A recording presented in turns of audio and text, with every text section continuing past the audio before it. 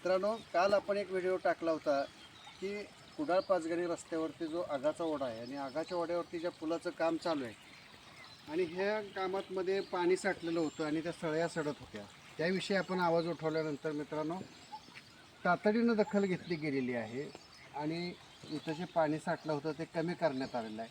आणि इथं या ठिकाणी बघा ते प्लायवूड पडलेलं आहे. म्हणजे या ठिकाणी आता काम सुरू होण्याच्या मार्गावरती आहे. संबंधित ठेकेदाराला योग्य समज मिळाली असणार आहे आणि हे काम सुरू होतं आहे.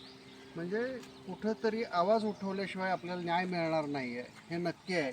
म्हणून ज्या ठिकाणी एखादं काम चुकीचं होत असेल, तिथं दर्जा खालावला असेल, नक्की आमच्याशी संपर्क साधा.